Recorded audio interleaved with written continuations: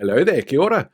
Yesterday, we witnessed tens of thousands of people, both tangata whenua and tangata tiriti, descend on Ngārua Wahia for the final journey of Kiingi Tuuheitia.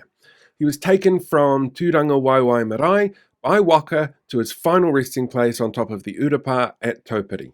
The water and the roads were lined with thousands of people. He was greeted by hundreds of people performing a haka at the urapa as his body was raised to the top of the burial sites.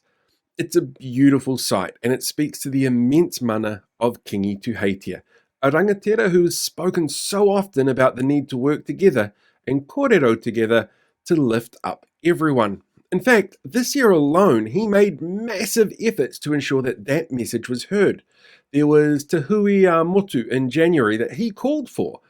He travelled to Ratana to deliver that message. He made a rare appearance at Waitangi to deliver it.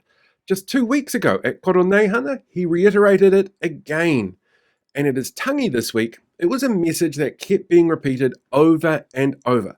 So much so that even David Seymour was finally given that message in person at the Paipai of Tūranga Waiwai Marae.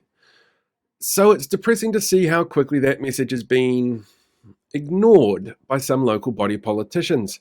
In Hamilton, just 10 minutes from Tūranga Waiwai, Hamilton City Councillor and conspiracy theorist Andrew Bidder wrote about his decision to vote for the retention of Māori wards not as a win for Māori, but as a step towards their removal at the hands of voters. He claimed Te Tiriti has nothing to do with councils because they're not Crown entities.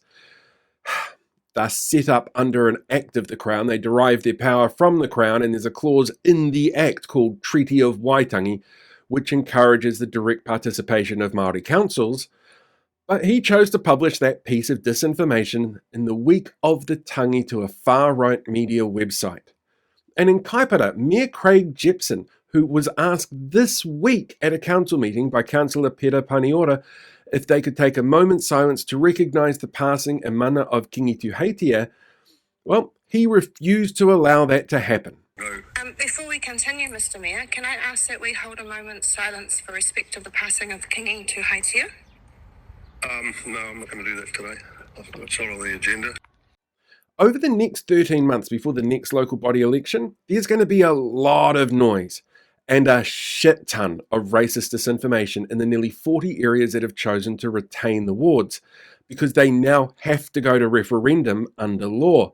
We're already seeing it with puff pieces in far-right media about one person, one vote and ensuring everyone's voice is heard, that choose to ignore things like the special partnership enshrined in our founding document that guarantees partnership, participation and protection for Māori, and a guaranteed seat at local councils voted on by Māori the same way that people on the general roll vote for other councillors is a small step in the direction of ensuring that.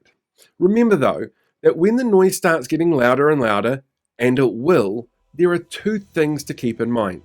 Firstly, this government forced this process on councils, including costs, choosing to ignore their processes for making local decisions for their people. And they're the ones to blame for whipping up foment that's going to be caused by, well, councillors like the ones mentioned in this particular video.